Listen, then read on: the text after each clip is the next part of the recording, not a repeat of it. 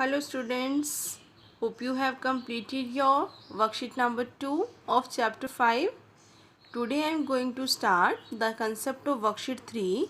Topic is profit and loss. You already have studied about profit and loss in your previous class. Let us recall cost price and selling price. Money paid to buy an article is called cost price. Suppose I go to market and buy a pen for rupees 10. It means the cost of my pen is rupees 10. Now the price at which an article is sold is its selling price. That is, if I sell the same pen at the rupees 15, it means selling price of my pen will become rupees 15. Now comes profit or gain. Selling price minus cost price gives profit. Profit will be there when selling price will be greater than cost price, and in case of loss, cost price will be greater, so we subtract cost price minus selling price. Now comes profit percent. Profit divided by CP multiplied by 100. Loss percent, loss divided by CP multiplied by 100. Always remember, profit percent and loss percent are always calculated on CP. This is a very important point to remember. Now I am going to start some questions of worksheet number 3. Question number 1. Find gain or loss percent if CP is equal to rupees 900 and SP is equal to rupees 1080.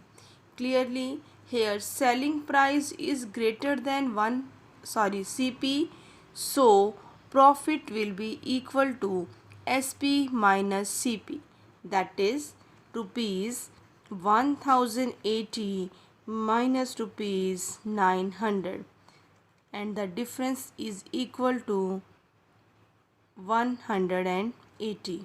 Now we have to calculate profit percent also. Profit percent will be equal to profit divided by cost price and then multiplied by 100. 9 2s are 18 and 0, then the result left is 20, that is the profit percent is 20%. Next, a shopkeeper buys 30 chocolates at rupees 15 each and sold all of them for rupees 525. Find the profit percent he made. First of all, cost price of 30 chocolates we have to find. We are given the cost of 1 chocolate. Obviously, the cost of 30 chocolates will be more. To get this, we will do the multiplication. 15 3s are 45, so it became 450. Now, selling price of 30 chocolates is given equal to rupees 525. Clearly here selling price is greater than cost price, so profit will be there. So it will be equal to 525 minus 450. Now the result became 75. We have to calculate the profit percent now. Profit is 75 and cost price is 450. Multiply the result by 100. Zeros cancelled. Then 5 2s are, 5 9s are. Now 3 3s are and 3 25s are. It became 50 by 3. That is 16. 2 by 3%. Now I am solving question 4 of worksheet. Mr. Gupta purchases a house for rupees 2,50,000 and spent rupees 50,000 on repairs. If he sells it for rupees 4 lakh, find his gain percent. If we are going to purchase a house for rupees 2,50,000 and after that we have to spend some money on repairs, it means what will be the total cost of house for us?